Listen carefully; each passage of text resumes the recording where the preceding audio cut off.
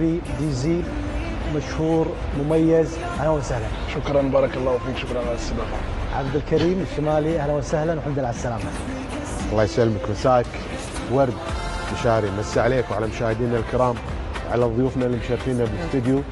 مساءنا ابداع بطول 169 سنتي، ومساءنا انتظار لحلم يتحقق ان شاء الله غدا في دوحة الخير في هذا المونديال الاستثنائي مع المغرب باذن الله. باذن الله.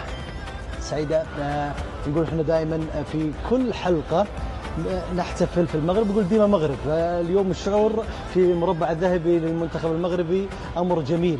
طبعا شعورك؟ والمربع الذهبي كان حلم مغربي عربي افريقي، الحمد لله تحقق على يد المنتخب المغربي، وسعيده جدا وفرحه وفخوره انني انتمي الى رقعه هذا البلد العظيم اسمه المغرب.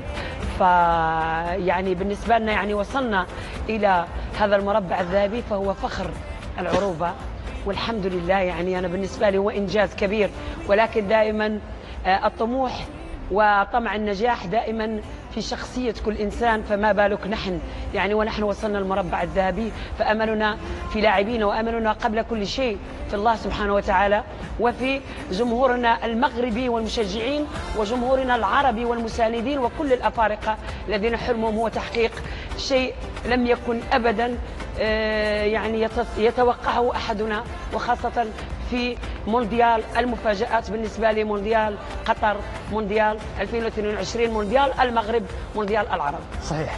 دزي، اليوم شعور فخر من الناحية التنظيمية بإشادة الجميع لنسخة استثنائية نعيشها في كأس العالم هنا في قطر، والأمر مرتبط في ممثل عربي يصل المربع الذهبي منتخب المغرب. شعورك؟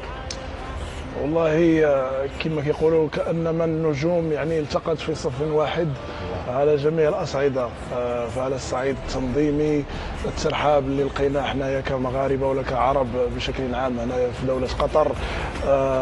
أنا حصل لي الشرف أنني كنت هنايا منذ أول مقابلة. كان عندي مشوار كان خصني نروح أقضيه من بعد المقابلة الثالثة ديال المجموعات.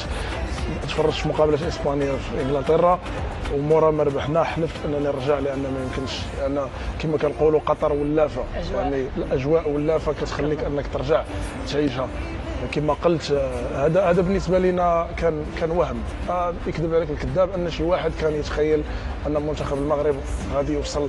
كان عندنا امل ان حنايا نفوتوا دور المجموعات، ولكن كنا كنتصوروا ان حنايا في مجموعه صعيبه وكان مشوار صعب، ولكن الوهم تحول الى حلم.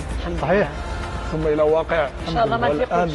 والان ولينا كنطمعوا، ولينا الطمع ولا كبير. نقول ديروا النية ان شاء الله ما نهربوش من الحلم، غير نبقاو حالمين ان شاء الله. اصوات جميله سعيده وديزي. بس انا عندي خبر حصري ديزي، انما قبل الاستوديو انت كنت في مكان لتسجيل امر مرتبط في الفرحه المغربيه.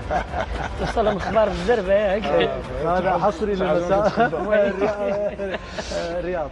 والله شوف، هي كانت هما كانوا المشجعين المغاربه كانوا خرجوا واحد الفيديو في انستغرام البارحه كيغنيو في المترو بشكل عفوي، بدلوا الاغنيه الاوريجينال يعني الاغنيه الرسميه ديال كاس العالم، بدلوا لها الكلمات مغربيه على المنتخب المغربي. وهذه الاغنيه بما انها من انتاج الفنان العالمي ديالنا رضوان، المنتج رضوان، فهو عجبته فشافها في انستغرام وريبوستاها. ملي هو ريبوستاها، هذوك بعض الجماهير اللي عندنا معهم علاقات اتصلوا بيا قالوا لي واش انت عندك شي علاقه مع رضوان، لان بغينا نسجلوها بشكل رسمي.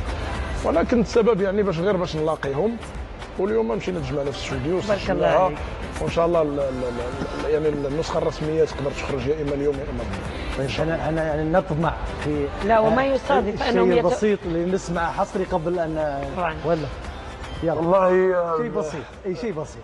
لو الصدف انهم كيتواجدوا معي بنفس السكن فانا حافظاها معهم. طيب هي الكلمات جميله، وهذه فرصه انني نقدر نشرح الكلمات لانها بالدارجه المغربيه ممكن الشعب العربي قاطبه يفهموها. فاللازمه او الكورس كيقول الحكايه بدات في مكسيكو، يعني الحكايه بدات في مكسيكو في منشن المنتخب المغربي اللي حقق اول تاهل على الصعيد القاري والصعيد العربي في نهائيات كاس العالم في مكسيكو في 86. فالحكايه بدات في مكسيكو وتورخناها في قطر. نسمع منها شيء بسيط. اوكي. الحكايه بدات في مكسيكو تورخناها في قطر. لان الاغنيه جديده باقي ما حفظتش. هادو راه حقروا مروكو نساو باللي رحنا خطر. يعني هادو استصغروا المغرب ونساو باللي احنا راه خطر. شكرا ان انت يعني خصيت قنوات بير سبورت والمساء الرياضي. نسمعها منك؟ لا ولا نسمع من شيء ثاني؟ شيء ثاني للمغرب. يلا نسمع. نعطي الخبز الخباز يا خويا. طيب يلا سعيده ما شاء الله. نسمع زعما انت حضرت لك. نسمع بما ان الفرحه وعايشين الاجواء واليوم مباراه المغرب. نسمع منك. يلا تعاونوني تعودوا وراي كلمه مانا. يلا وياك ديزي وعبد الكريم. يلا في اغنيه صحراويه مغربيه لي اسمها مانا. ومعناها ليست مانا يعني الماني. معناها انه the most beautiful girl in the world. وانا نقصد بها الصحراء المغربيه. فنقول معنا